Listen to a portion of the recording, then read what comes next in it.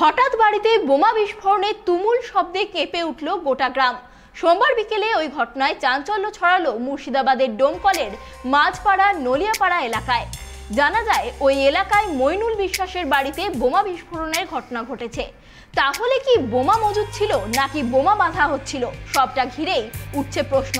হঠাৎ বোমা বিস্ফোরণের ঘটনায় চাঞ্চল্য ছড়িয়ে পড়ে এলাকায়। ঘরে বোমা বিস্ফোরণে ঘরের জানলার ইট পড়ে যায়। ঘটনার খবর পেয়ে ঘটনাস্থলে পৌঁছয় পুলিশ বোমা বিস্ফোরণের জায়গা থেকে কিছু নমুনা সংগ্রহ করে।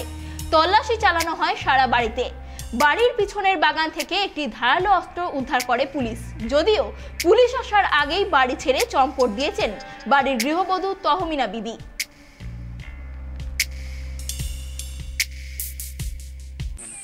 আপনারা কিছুদিন আগে তোমার ফুলকে বম মেরেছিল এই বাড়ির লোক।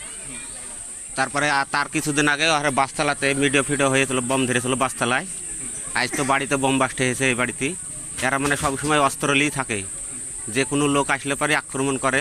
রেপ কেস করবো বলে মেয়েটা যেই আসে বলে রেপ কেস করবো, ছেলেটা আসলে বম চোখাই মারবো, আমরা এখানে কেউ নাই, মারি ধরে পালাবো।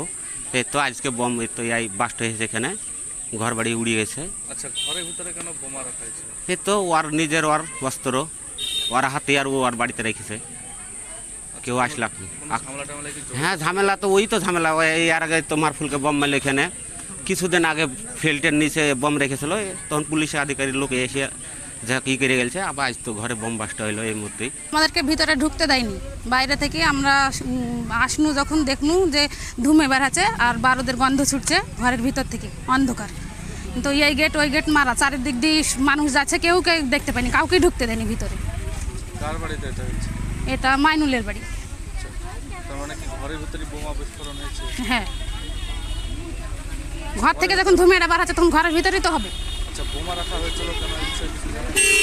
আর আগে ঝামেলা হয়েছিল, মারফুলকে মারেছিল, এখন তার জন্য আবার করবে, তার লেগে মেরেছিল, ঠিয়েছিল কি কিসের জন্য তা জানিনি, কিন্তু ওর ঘর থেকে ফাটিয়েছে বমটা, এটাই জানছি। আচ্ছা, কটা